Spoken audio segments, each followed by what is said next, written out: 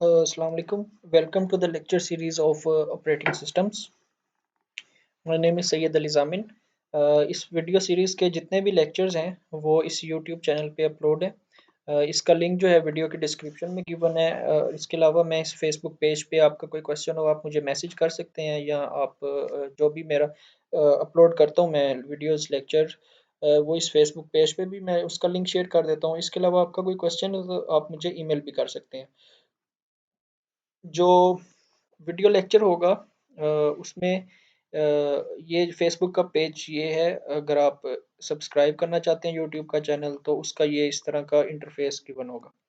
अच्छा, जो बुक में मेनली हम फॉलो कर रहे हैं इस पूरी वीडियो सीरीज़ में ऑपरेटिंग सिस्टम की वीडियो लेक्चर्स की सीरीज़ में वो है ऑपरेटिंग सिस्टम का कॉन्सेप्ट्स एसेंशियल्स, जिसका सेकंड एडिशन है। इसकी ही स्लाइड्स को हम बेसिकली फॉलो कर रहे हैं चैप्टर वाइज। तो आज जो है वो हम चैप्टर टू देख रहे हैं। चैप्टर टू का पार्ट टू है। इससे पहले चैप्टर टू का जो पार्ट वन है वो हमने डिस्कस कर लिया हुआ है। उसका लिंक आपको इधर गिवन नज़र आ रहा होगा। अगर आपको नहीं अगर आपने अभी तक वो लेक्चर नहीं लिया तो आप मेरे इस यूट्यूब चैनल पे जाके 2.1 लिखेंगे तो आपको वो वीडियो लेक्चर मिल जाएगा। ठीक है, तो चलें जी।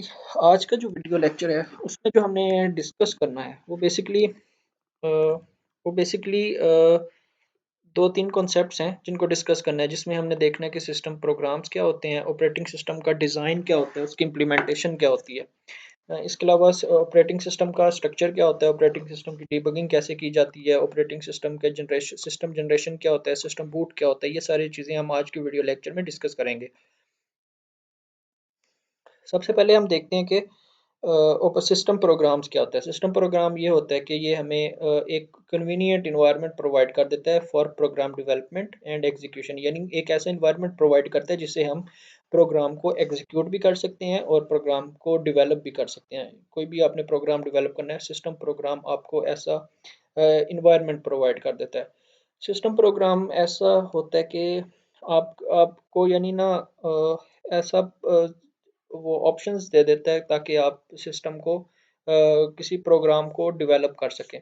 फॉर इंस्टेंस आपने अगर सिस्टम की सेटिंग्स देखनी हो, आपने सिस्टम की परफॉर्मेंस देखनी हो, तो आप वो जाते हैं ना स्टार्ट में जाके सिस्टम की सेटिंग देखते हैं और आपको वो सारा दिखा रहा होता है कि इतने इतने सिस्टम इतने कर्नल्स जो हैं वो चल रहे हैं, सॉरी इतने थ्रेड्स चल रहे हैं, इतने प्रोसेसेस चल रहे हैं, कंप्यूटर की परफॉर्मेंस ये आ रही है।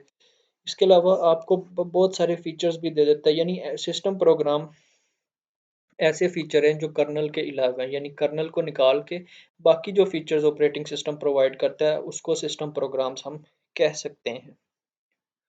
इसमें फ़ाइल मैनेजमेंट आ सकती है। ठीक है, फ़ाइल को कॉपी करना, रीनेम कर देना, उसकी मैनिपुलेशन करना, डायरेक्टरीज़ को क्रिएट करना। इसके अलावा स्टेटस देख लेना किसी भी इंफॉर्मेशन का, यानी डेट डेट को टाइम को सेट कर देना, अमाउंट ऑफ अवेलेबल मेमोरी, कितनी मेमोरी रह गई है जिस जो हमें नज़र आ रही होती है हमारे विंडोज़ में भी, कि डिस्क स्पेस क्या है, कितने नंबर ऑफ़ यूज़र्स हमारे साथ कनेक्टेड हैं। ये हमें सिस्टम प्रोग्राम जो है वो दिखा रहा होता है। इसके अलावा लॉगिंग, डीबगिंग ये वाली भी चीज़ें हमें सिस्टम प्रोग्राम प्रोवाइड करता है। अच्छा, इसके बाद फ़ाइल मेनू मॉडिफ़िकेशन में मैं बता रहा था कि टेक्स्ट एडिटर जिस तरह विंडोज़ हमें प्रोवाइड कर देती है, वो भी एक सिस्टम प्रोग्राम की ही एग्ज़ाम्पल है। इसके अलावा प्रोग्रामिंग लैंग्वेजेज़ को सपोर्ट करने के लिए जो हम कंपाइलर यूज़ करते हैं या असेंबलर यूज़ करते हैं या डिबगर यूज़ करते हैं, ये सारे सिस्टम प्रोग्राम विंडोज़ जो है या ऑपरेटिंग सिस्टम जो है उस अपने सिस्टम प्रोग्राम्स के थ्रू भी हमें ये वाली फैसिलिटीज़ प्रोवाइड कर देती है। इसके अलावा कम्युनिकेशन करवाना हो आपने दो डिफरेंट यूज़र्स का, तो जो है हमारे पास यानी वर्चुअल उनके दरमियान वर्चुअल कनेक्शन करवाना हो दो प्रोसेसेस के दरमियान, तो सिस्टम प्रोग्राम के थ्रू ये भी हो जाता है। बैकग्राउंड के सर्विसेज भी प्रोवाइड करती है। बैकग्राउंड में मतलब बूट टाइम को देखना कि कितनी देर से सिस्टम ऑन है, सिस्टम को शट डाउन कर देना हो। लेकिन ये जो सिस्टम प्रोग्राम की मैं बात कर रहा हूँ ये ज़्यादा कर्न यूज़र की कॉन्टेक्स्ट में बात की जाती है, कर्नल के कॉन्टेक्स्ट में बात नहीं की जाती। यानी मैंने कहा था कर्नल के अलावा जो ऊपर वाली सारी फैसिलिटीज़ हैं वो यही होगा ना, यूज़र की तरफ से हो, यूज़र के लिए होंगी। तो सिस्टम प्रोग्राम जो है वो ज़्यादा यूज़र के कॉन्टेक्स्ट में देखा जाता है एज़ कम्पेयर टू सिस्टम के कॉन्टेक्स्ट में। इसके अलावा एप्लीकेशंस प्रोग्राम की अगर हम बात करें तो एप्लीकेशंस प्रोग्राम भी प्रोवाइड करती है। विंडोज़ में यही तो है कि विंडोज़ अपने साथ बहुत सारे एप्लीकेशन प्रोग्राम भी प्रोवाइड कर देती है as compared to other operating system. तो इसलिए जब लोगों ने देखा कि विंडोज़ जो है वो हमें एप्लीकेशन प्रोग्राम भी जो है वो भी हमें प्रोवाइड कर रही है। जिस तरह आप विंडो इंस्टॉल करें तो साथ ही आपको नोटिफिकेशन आ जाती है कि आप वर्ड, पीडीएफ, पीपीटी, इस तरह के माइक्रोसॉफ्ट ऑफिस जो है वो पूरा आ जाता है। वो सारे एप्लीकेशंस प्रोग्राम हैं। तो ये सिस्टम उनको सिस्टम प्रोग्राम्स भी कह सकते हैं। तो ये प्रोवाइड कर देती है। इसके अलावा अब विंडोज़ में देखें आपको कमांड लाइन इंटरफ़ेस भी मिल जाता है और आपको साथ ही जीयूआई भी मिल जाती है।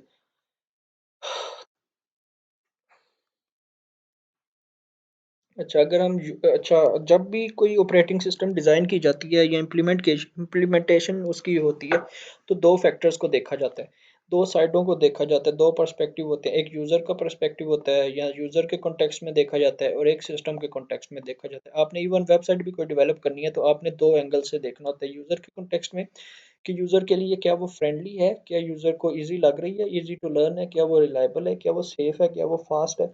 लेकिन अगर आपने सिस्टम के कॉन्टेक्स्ट में चीज़ें देखनी है, तो आपने देखना होता है कि वो जो आपने डिज़ाइन क्या बनाया है, वो क्या इम्प्लीमेंट हो सकता है, क्या वो मेंटेन बाद में हो सकता है अगर कोई उसमें एरर आ जाए तो। क्या ये upgrade with the passage of time इसमें आप फर्दर डेवलपमेंट कर सकते हैं, क्या ये फ्लेक्सिबल है, यानी हार्ड एंड फास्ट तो नहीं आपने बना दिया कि बस ये एक विंडो बना दी है, ये एक ऑपरेटिंग सिस्टम बना दिया है, इसको हमने पूरी ज़िंदगी चेंज नहीं कर सकते। इसको फ्लेक्सिबल होना चाहिए, उसको कंपैटिबल होना चाहिए with other devices, with other applications, और उसको एरर फ्री भी होना चाहिए और एफिशिएंट भी होना चाहिए। तो जो 2 चीज़ें देखी जाती हैं, वो एक पॉलिसी देखी जाती है, एक मैकेनिज़्म देखा जाता है। पॉलिसी होती है कि आपने क्या करना है और मैकेनिज़्म होता है कि वो किस तरह करना है। तो जब भी कोई ऑपरेटिंग सिस्टम बनाए ब ब बनता है, ये एक एक क्रिएटिव टास्क है। सॉफ्टवेयर इंजीनियरिंग का एक बड़ा क्रिएटिव टास्क है जिसमें देखा जाता है कि मैकेनिज़्म डिटरमाइन करता है कि how to do something and policies determine that they take decisions कि what will be done.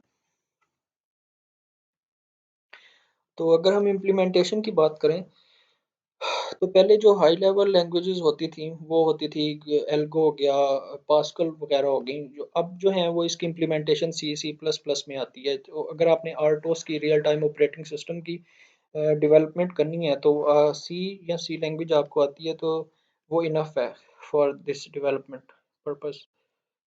Traditional Unix system structures जो होते थे इसी तरह, वो ये होते थे कि एक यूज़र होता था, यूज़र के नीचे शेल है, शेल या जीयूआई है, वो system call interface to kernel है, यानी आप यहाँ से सिस्टम कॉल की, ये अब कर्नल के साथ पास जाएगा, वो देखेगा कि किस तरह की सिस्टम कॉल आई थी, सिंगल सिग्नल्स टर्मिनल थे या फाइल की थी मैनेजमेंट, या सीपीयू को कोई स्केड्यूल करना था, पेज को रिप्लेस करना था, कोई वर्चुअल मेमोरी से रिलेटेड कोई सिस्टम कॉल आई है, तो फिर वो जो कर्नल से हार्डवेयर का इंटरफेस था, वो फिर कंट्रोल करता था कि हाँ, कौन-सी हार्डवेयर को कंट्रोल करना है, यानी डिवाइस कंट्रोल करनी है, मेमोरी कंट्रोल करनी है, ये ट्रेडिशनल वे था। अब जो है वो हम इस तरह जो हमने अभी देखा है कर्नल से, इससे हम मूव कर रहे हैं माइक्रो कर्नल की तरफ। माइक्रो कर्नल में ये होता है कि हम ज़्यादा जो अथॉरिटी है ना, वो कर्नल की जगह किसको दे रहे हैं? यूज़र को दे रहे हैं, ठीक है? यानी यूज़र को हम ज़्यादा अथॉरिटेटिव बना रहे हैं। उसकी आगे डायग्राम आती है तो हम डिस्कस करते हैं। अभी जो है वो बेनिफिट्स देख लेते हैं कि माइक्रो कर्नल के क्या बेनिफिट्स होते हैं। For instance, easier to extend a micro kernel को एक्सटेंड करना बड़ा ईज़ी होता है यूज़र लेवल पे। इसको पोर्ट करना बड़ा ईज़ी है ऑपरेटिंग सिस्टम में नए आर्किटेक्चर के साथ। यानी आपने एक कर्नल बना लिया हुआ है, एक कर्नल बना लिया हुआ है। अगर आपने कोई नए फीचर ऐड करने हैं तो आप यूज़र लेवल पे जो है माइक्रो कर्नल इंस्टॉल करते जाएँ। माइक्रो कर्नल जो है वो ईज़ी होता है, बजाय इसके कि आप एक बहुत बड़ा कर्नल बनाएँ और यूज़र के पास थोड़ी एक्सेस हो कर्नल, फिर ये ज़रा कॉम्प्लेक्स हो जाता है। माइक्रो कर्नल ज़रा सिंपल से होते हैं, क्योंकि जो भी कोई नया फीचर है आपने यूज़र लेवल पे उस फीचर को ऐड करते जाना है। तो लेकिन इसके नुकसान या डीमेरिट्स क्या होते हैं? इसमें परफॉर्मेंस ओवरहेड होती है यूज़र की, यानी यूज़र पे फिर ज़्यादा उसको परफॉर्मेंस का ओवरहेड यूज़र पे आ जाता है एज़ कम्पेयर टू पहले जो चीज़ कर्नेल पे होती थी, अब वो यूज़र पे आ गई है। ये देखेंगे माइक्रो कर्नल में क्या है, माइक्रो कर्नल में कर्नल के पास सिर्फ 2-3 अथॉरिटीज़ हैं, एक इंटर प्रोसेस कम्युनिकेशन है, मेमोरी की मैनेजमेंट है और सीपीयू शेड्यूलिंग है। बाकी सारी चीज़ें फाइल मैनेजमेंट हो गया, एप्लीकेशन प्रोग्राम को हैंडल करना हो गया, डिवाइस ड्राइवर को हैंडल करना हो गया, ये सारे यूज़र मोड में आ जाते हैं। तो ये डायग्राम में भी गिवन है कि ये जो ट्रेडिशनल वे था मोनोलिथिक कर्नल भी जिसे कहते हैं, उसमें ये था कि वीएफएस होगी, ये फाइल सिस्टम है, या इंटर प्रोसेस कम्युनिकेशन हो गया, ये फाइल सिस्टम हो गया, स्केजुलर हो गया, वर्चुअल मेमोरी होगी, डिवाइस ड्राइवर डिस्पैचर वगैरह हो गए, ये सारे जो हैं ये कर्नल मोड के पास हुआ करते थे। लेकिन अब माइक्रो कर्नल की वजह से क्या हो गया कि कर्नल को जो है हमने सिर्फ बेसिक इंटर प्रोसेस कम्युनिकेशन दी है, उसको सिर्फ वर्चुअल मेमोरी दी है और उसको स्केजुलिंग दी हुई है। बाकी सारी चीज़ें जो है वो यूज़र की तरफ आ गई, यानी एप्लीकेशन लेवल पे आईपीसी हो गया, सर्वर हो गया, डिवाइस ड्राइवर हम ले लेते हैं। अब हम डिवाइस ड्राइवर आराम से इंस्टॉल कर लेते हैं। इसके अलावा फाइल सर्वर हो गया, ये सारी चीज़ें यूज़र लेवल पे आ गई हैं। तो ये ऊपर जो है ये बेसिकली माइक्रो कर्नल बने हुए हैं, ठीक है। और नीचे जो है वो मेजर हमारा कर्नल है। ये अगेन वही एग्जांपल है, इसको आप देख लें। मॉड्यूल्स होते हैं कि ऐसे अब मॉड्यूल्स आ गए हैं जो लोडेबल कर्नल मॉड्यूल्स होते हैं, जो वही जो अभी हमने माइक्रो उसकी बात कर रहे थे माइक्रो कर्नल की, वो भी लोडेबल कर्नल मॉड्यूल्स ही होते हैं। ये ऑब्जेक्ट ओरिएंटेड अप्रोच है कि जो भी आपको ऑब्जेक्ट चाहिए, वो जो भी आपको नया फीचर चाहिए, वो आप जो है कर्नल माइक्रो कर्नल के थ्रू आप उसको इंस्टॉल कर लें। जिस तरह ये है कि हार्डवेयर इसका कीबोर्ड का ये अपना कर्नल मॉड्यूल है, वेबकैम का अपना कर्नल मॉड्यूल है, माउस का अपना कर्नल मॉड्यूल है, ये मेन कर्नल मॉड्यूल है और ये यूज़र लेवल है। तो ये कि जस्ट आपको डायग्राम दिखाई हुई है प्रोग्रामिंग की कि ये मॉड्यूल के इस तरह फंक्शन बने होते हैं, कर्नल के इस तरह होते हैं। अब मॉड्यूल में ये था इनिशियलाइज मॉड्यूल, और यहाँ उसने कॉल की हुई है कर्नल ने, कर्नल को आपने कोई भी मॉड्यूल, अब ये एक मॉड्यूल है, फॉर एग्जांपल ये कीबोर्ड का मॉड्यूल है, तो यहाँ माइक्रो मॉड्यूल है, माइक्रो कर्नल है, तो यहाँ आप एक माउस का बना लें, यहाँ वेबकैम का बना लें, जो भी आप बनाते जाएंगे, आपने कुछ यहाँ कर्नल में कुछ भी नहीं करना, सिर्फ एक इस तरह का फंक्शन को जो है वो आपने इनिशियलाइज कर देना है। तो ये ऑब्जेक्ट ओरिएंटेड का मेथड है, एक ऑब्जेक्ट ओरिएंटेड पर्सपेक्टिव है इसके अंदर। अच्छा, इसके बाद डीबगिंग सिस्टम की होती है। डीबगिंग होता है कि फाइंडिंग एंड फिक्सिंग एरर्स और बग्स, यानी कोई आपने आपके सिस्टम में कोई सॉफ्टवेयर में एरर आ गया है, कोई बग आ गया है, वो फाइंड आउट करना। लॉग फाइल उसके लिए यूज़ होती है। लॉग फाइल ये होती है कि अगर आपके सिस्टम में कोई एरर है तो लॉग फाइल ना मेंटेन कर लेती है कि इस लाइन में ये एरर था। एरर की जो आप समझ लें कि जो लिस्ट है ना वो लॉग फाइल में मेंटेन हुई होती है। एरर की जो इन्फॉर्मेशन है ना वो लॉग फाइल में पड़ी होती है। अच्छा, अगर किसी एप्लीकेशन में कोई फेलियर आ गया है तो उसको बोल देंगे कोड डंप, ठीक है। वो क्या कर लेती है, कैप्चर कर लेती है, वो ऐसी फाइल ना मेमोरी का प्रोसेस की जो है मेमोरी कैप्चर कर लेती है। जब कोई फाइल प्रोसेस की मेमोरी कैप्चर कर ले और उसमें एरर आ जाए तो उसको बोलते हैं कोड डंप। और अगर ऑपरेटिंग सिस्टम में ही कोई फेलियर आ जाए तो उसको बोलते हैं क्रैश डंप, यानी ऑपरेटिंग सिस्टम क्रैश कर गई, कहते हैं ना क्रैश कर गई। तो वो ये होता है कि अगर ऑपरेटिंग सिस्टम में ही कोई एरर आ जाए तो उसको क्रैश डंप कहते हैं, जो कि जिसने कर्नल की मेमोरी को ऑक्यूपाई किया होता है। तो ये एक लॉ है जिस जो कहता है कि डीबगिंग करना वो ट्वाइस हार्डर है एज कम्पेयर टू एक कोड लिखने के। तो एक स्मार्ट कोड वो नहीं होता कि जो बस जो आपका सारे टास्क परफॉर्म कर दे, बल्कि अगर उसकी डीबगिंग करना भी आसान है तो उसको स्मार्ट कोड कहते हैं। तो स्मार्ट कोड जब भी आप लिखें तो उसके आगे हमेशा हम नॉर्मली कमेंट्स वगैरह ऐड करते हैं, तो वो कमेंट्स ऐड करने चाहिए ताकि हमें बाद में अगर कोई एरर आ जाए तो डीबगिंग करनी उसके लिए हमारे लिए इजी हो। ये एक वो है कमांड है कोड डंप फाइल की। तो कोड डंप फाइल क्या करेगा, अगर कोई एरर आ गया एप्लीकेशन में तो वो हाईलाइट कर देगा कि यहाँ यहाँ एरर आए हुए हैं।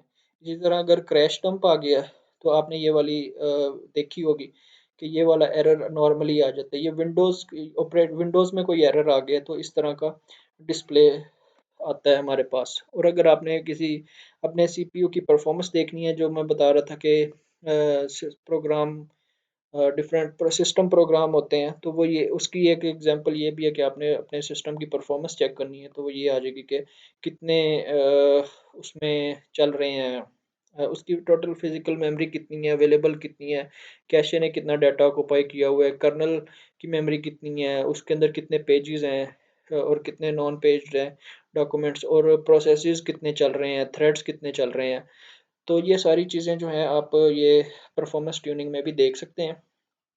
इसके अलावा सिस्टम सिस्टम जनरेशन जो है वो ये होता है कि ये प्रोग्राम ऐसा प्रोग्राम होता है जो इंफॉर्मेशन ऑब्टेन करता है किसी भी स्पेसिफिक कॉन्फ़िगरेशन के लिए ऑफ द हार्डवेयर सिस्टम। यानी सिस्टम जनरेशन एक ऐसी टेक्निक है कि अगर यूज़र की कोई अपनी रिक्वायरमेंट्स हैं और ऑपरेटिंग सिस्टम के अपने रूल्स हैं, तो कोई ऐसा कस्टमाइज या टेलर मेड सिस्टम बना दिया जाए कि जो दोनों की रिक्वायरमेंट्स को और रूल्स को फॉलो करता हो। तो सिस्टम जनरेशन क्या है, is a process of creating a particular unique instance of an operating system by combining user specified options. यानी यूजर ने अपनी ऑप्शंस को स्पेसिफाई किया हुआ है और उसके कोई अपने पैरामीटर्स हैं। और दूसरी तरफ क्या है, with manufactured supplied general purpose program. ठीक है, जनरल पर्पस प्रोग्राम आप इस तरह कर लें कि ऑपरेटिंग सिस्टम के कोई अपने जनरल पर्पस प्रोग्राम है या उसके अपने रूल्स हैं। तो ये इन दोनों को इस तरह कंबाइन करना कि एक टेलर्ड सिस्टम बन जाए। टेलर्ड सिस्टम का मतलब है कस्टमाइज्ड सिस्टम बन जाए of a particular hardware and software environment के लिए। यानी एक यूज़र के अपने रिक्वायरमेंट्स हैं, यहाँ जो जनरल पर्पस एक अलहदा से बना हुआ है सॉफ्टवेयर, तो हमने सिस्टम जन क्या करेगा, इनको कस्टमाइज्ड कर देगा। ठीक है। लास्टली ये है कि सिस्टम को बूट किस तरह किया जाता है। सिस्टम जब बूट होता है तो क्या क्या होता है उसमें। ये होता है कि सबसे पहले आपने जब पावर का बटन प्रेस करते हैं तो रोम के ऊपर पड़ा होता है boot loader, boot strap loader. Boot strap loader ROM पे भी पड़ा होता है, ई पी रोम पे भी पड़ा होता है। वो जो है कर्नल को लोड कर देता है मेमोरी के ऊपर और फिर स्टार्ट कर देता है। तो कॉमन बूट स्ट्रैप को जो है उसको ग्रब कहते हैं। ग्रब की ये डेफिनेशन लिखी हुई है कि GRUB stand for grand unified boot loader. It its function is to take over from BIOS, यानी बायोस से इनपुट आउटपुट लेता है एट द बूट टाइम। जब आप प्रेस करते हैं कि कंप्यूटर को ऑन कर दो, तो वो अपने आप को लोड करते हैं। लोड इटसेल्फ, लोड कहाँ करते हैं, लोड द लाइनक्स, यानी लाइनक्स को या विंडोज़ को, लाइनक्स के कर्नल को लोड कर देते हैं मेमोरी पे। अब जब भी मैंने कहा था मेमोरी का वर्ड लूँ तो उसका मतलब है रैम के ऊपर। रैम पे लोड कर दिया and then turn over the execution to the kernel. फिर क्या करता है, ये ये सिंपल खाली रैम पड़ी हुई थी, आपने बटन प्रेस कर दिया, रैम पे जो है वो ये बूटस्ट्रैप ने क्या किया, लाइनक्स का कर्नल जो है वो अपलोड कर दिया। अब कर्नल जो है वो एग्जीक्यूट करना शुरू हो गया है और यहाँ क्या था, बूटस्ट्रैप था, उसका काम ख़त्म हो गया। अब आपका कर्नल जो है रन कर रहा है और आपकी अब ऑपरेटिंग सिस्टम इज़ रेडी है फंक्शन परफॉर्म करने के लिए। तो आपने क्या किया, पावर बटन जो है ऑन किया, बायोस की परफॉर्मेंस चेक की है, क्या हार्डवेयर सारा कुछ कनेक्ट है, क्या माउस कनेक्ट है, यानी जो भी हार्डवेयर डिवाइसेस हैं उसने सारी सेटिंग्स चेक की कि क्या सारी फाइल्स अवेलेबल हैं या नहीं है। फिर उसने क्या किया कि डिस्क से ऑपरेटिंग सिस्टम को उठाया, जिस तरह हमारी नॉर्मली सी में ऑपरेटिंग सिस्टम विंडोज़ पड़ी होती है, तो उसने डिस्क से ऑपरेटिंग सिस्टम को उठाना है और उसने रैम पे लोड कर देना है। जब रैम पे लोड हो गई है तो बूटस्ट्रैप का या ग्रब का जो है काम वो ख़त्म हो जाता है। बस अब आपकी रैम पे जो प्रोग्राम आएगा वो एग्जीक्यूट होगा। अदरवाइज़ आपका जो कर्नल है वो पड़ा हुआ है रैम के ऊपर, जब तक आपका सिस्टम चल रहा है रैम पे कर्नल पड़ा हुआ है। अगर कोई प्रोसेस आएगा तो वो रैम पे एग्जीक्यूट आएगा और लोड हो जाएगा। अगर कोई प्रोसेस नहीं चल रहा तो रैम का ये सारा एरिया क्या होगा, फ्री होगा। तो ये था चैप्टर नंबर 2। अगली वीडियो में हम मिलेंगे चैप्टर नंबर 3 के साथ। तब तक के लिए अल्लाह हाफ़िज़।